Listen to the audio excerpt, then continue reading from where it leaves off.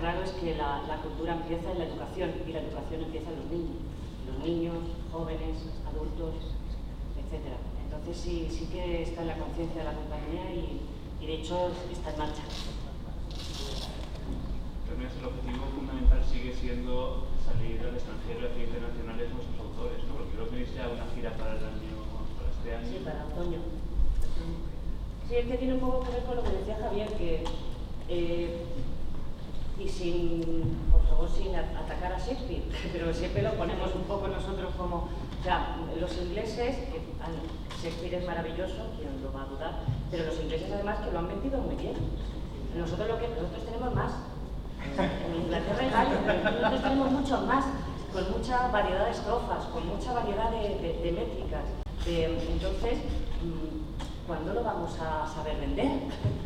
Yo creo que eso tiene que ver un poco con lo que decía Javier del complejo que siempre teníamos de lo que Calderón que tiene aquí nos gusta mucho. Es que sale fuera y ves que la gente se entusiasma. O sea, los Rolling. Sí, tenemos una maravilla que hay que sacar y que ya se conoce. Es que lo más sorprendente es que vas y ya lo conocen y ya lo admiran. Entonces, intentemos también abrir mercado para que no solo la Compañía Nacional, sino que muchas compañías puedan salir con nuestros clásicos y nuestros contemporáneos, porque se ha abierto camino. Esa es una de las labores. Y la gente joven, cuando ha venido a ver las funciones de la Compañía Nacional de Teatro Clásico, les tienes que oír cuando salen del teatro. Salen diciendo, ¡guau, qué pasada! Pero vamos, o sea, no solamente lo han entendido, sino que cuando llegan ya saben, ¿sabes? O sea, ya les dan como ideas de cosas para hacer, y eso es maravilloso. Porque son gente de 15 años que cuando...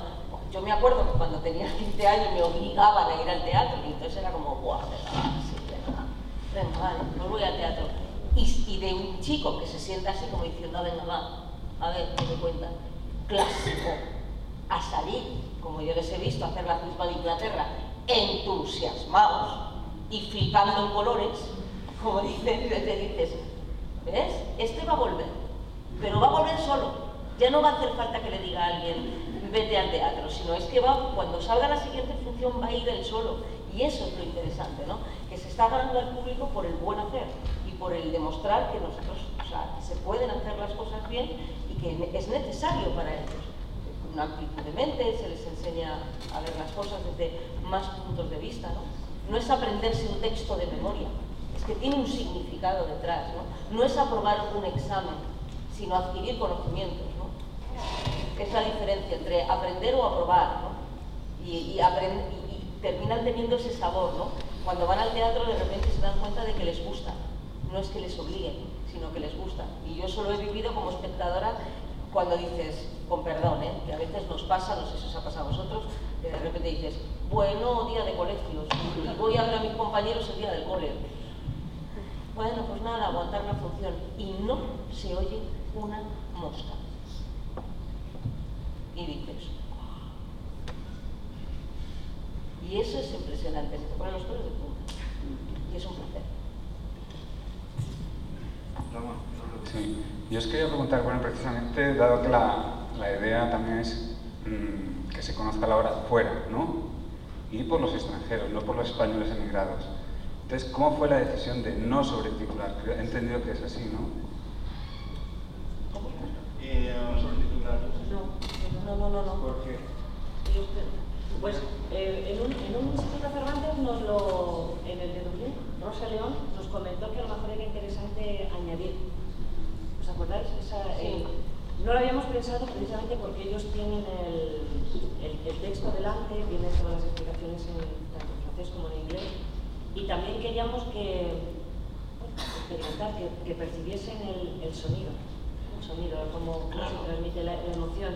Ha sido como una avanzadilla, a ver.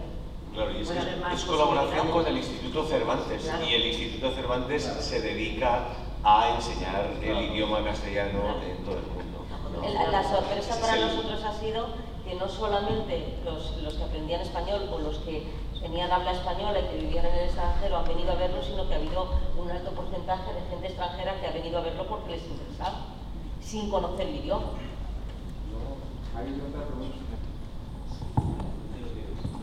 Sí, hay otra pregunta que quería hacer que es de pura curiosidad. Cuando habláis de asesor de verso, ¿el asesor de verso tiende también a dirigir interpretación o solamente cómo se debe pronunciar para la dicción? Es que es pura ignorancia y no sé qué función. Cuando tú tienes que expresar una idea en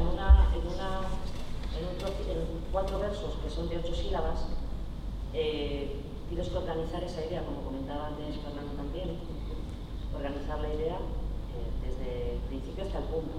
Aquí poniendo un ejemplo muy claro. Entonces el asesor de verso nos ayuda a clarificar eso utilizando los acentos, utilizando las pausas versales, las pausas en mitad de verso, los encadenamientos.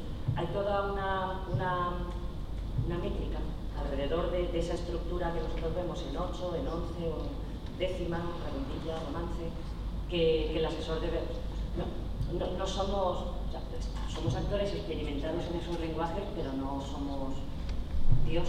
Entonces siempre está bien que haya una persona que cuide el rigor de que esos textos se transmitan desde las emociones, desde lo contemporáneo, desde la organicidad, podríamos decir, dentro de esa estructura, para no traicionar al poeta.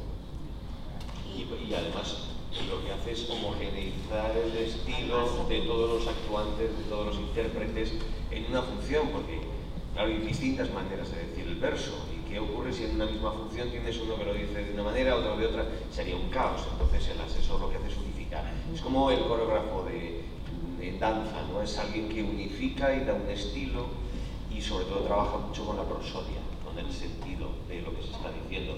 El director de escena trabajaría más con la interpretación. ¿Cómo os organizáis? Porque sois 4, pero hacéis 3 papeles, bueno, cada uno repartido, pero hay un cuarto actor. No sé cómo repartís, porque Pepa, a ti particularmente te he visto muy masculina. Un poco machirula. Sí, entonces no sé cómo le cuesta. No, con toda tu clase que la tienes, pero no sé cómo repartís los 4, si Fernando y Jacobo compartís el mismo papel o es otro tipo de reparto. No, nos hemos ido turnando. Jacobo y tú. Claro, cuando estaba Jacobo yo no estaba y viceversa. Y Pepa, tú siempre haces eso. Yo soy el hombre de la función. El hombre de la función, vale.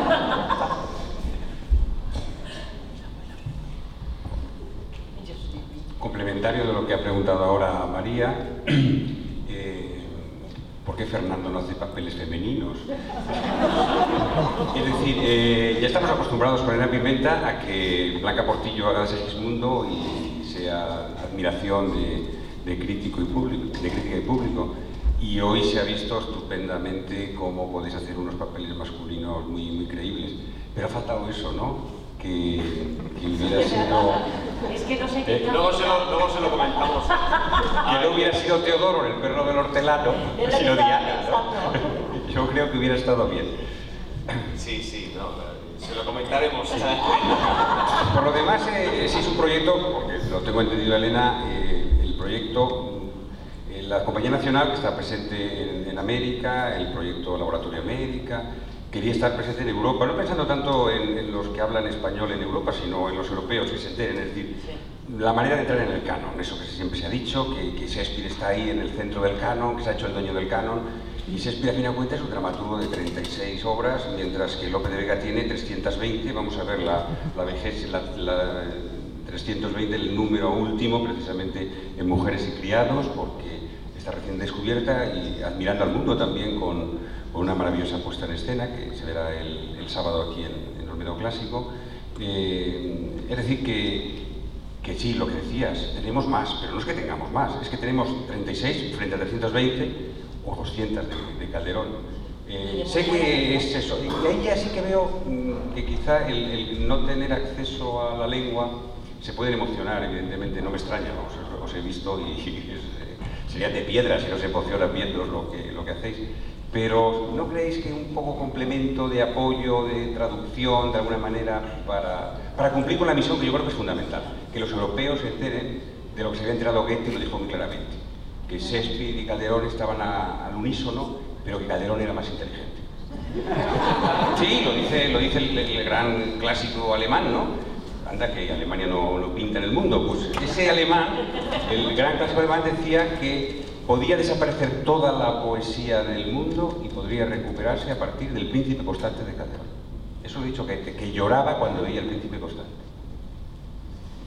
Y en fin, eso parece que se ha olvidado en Europa y ahora hay que reconquistar Europa, pero a lo mejor la herramienta podría ser más eficaz si acompañáramos pues, con Yo creo sí. Bueno, la experiencia vuestra es la que vale. De los subtítulos, hay algo maravilloso y mágico que tiene el verso español, que tiene que ver con un ritmo y que crea una pulsión, es una pulsión física y es una pulsión emocional al oír el verso, al cabalgar con el actor que dice.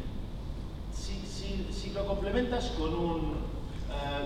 subtitulándolo, probablemente el espectador se vaya a un lugar bastante más intelectual, porque seguirá el argumento. Y en este aspecto creo que no es lo que se buscaba. Probablemente igual en una puesta en escena completa de alguno de los textos si se hiciera, pero en este proyecto creo que se buscaba más enseñar el verso español desde otro sitio, no tanto contarte cómo es, qué es lo que dice, que bueno, claro, tienes interés, pero igual en este recital no es lo más importante, ¿no? en esta pieza. Y en lo que dices de reconquistar, hay una cosa, el otro día hablando con otro director de escena, que me comentó una cosa que a mí me ha hecho pensar de algo que estamos haciendo muy mal con nuestro teatro. Me decía, en cualquier lugar del mundo, cualquier compañía decide, vamos a hacer un Shakespeare, y piensa en contratar un director inglés, aunque sea más malo, pero inglés. Me decía, en cualquier lugar del mundo, una compañía piensa, vamos a hacer un autor español, no se le ocurre pensar en contratar a un director español. O sea, verdaderamente no solo no hemos sabido exportar lo que tenemos, sino que además es como que nos lo han quitado. Y hay una cosa que dice Pepa que es muy importante.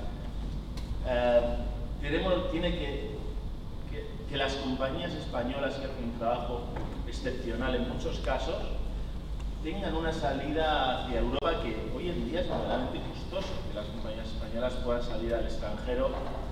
Y yo creo que en muchos aspectos, tanto en el teatro clásico como en el contemporáneo, estamos haciendo muchas cosas muy bien y hay que seguir peleando por levantar el prestigio del teatro español, del teatro del siglo de oro, tanto en los autores que tenemos como en los artistas que tenemos hoy en día. Sí, mira, yo tuve la fortuna de hacer La vida es sueño en la Pausina de Berlín, y en Berlín hay una puesta en escena todos los años de alguna compañía o de algún grupo de alguna formación teatral. Todos los años hay una puesta en escena al menos de La vida es sueño. Bueno, pues el teatro de la Pausina de Berlín estaba lleno de alemanes, porque en ese caso no había Instituto Cervantes de por medio, y eran alemanes que querían ir a ver La vida es sueño hecha por unos españoles. En ese caso sí que tuvimos subtítulos y la verdad es que fue recibido, pero como, no sé, como si viniéramos de otra galaxia, ¿no? Realmente fue recibido con mucho cariño. Y en el Piccolo de Milán igual. ¿Qué ocurre con estas cosas? Pues que cuesta mucho. Y hay algunos políticos que prefieren promocionar la marca España de otra manera en vez de hacerlo como lo deberían hacer, que es transmitiendo nuestra cultura auténtica. Esto es lo que se debería hacer, pero claro, esto supone una inversión. En fin, escribe al ministerio y pídese. Y lo de las actrices, lo de actores para que hagan papeles femeninos también. El próximo proyecto más cercano es El Caballero de Olmedo, que también es de la Compañía Nacional de Teatro Clásico, que va a la Bienal de Venecia. Es el próximo proyecto que va a Elena Pimenta a finales de este mes.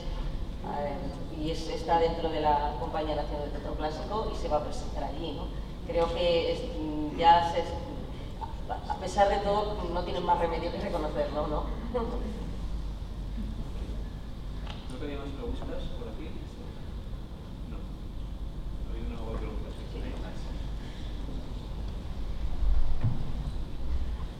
Antes habéis comentado que algunos de vosotros habéis hecho la puesta en escena de algunas de las obras que habéis tenido que poner en escena de esta forma especial en esta ocasión.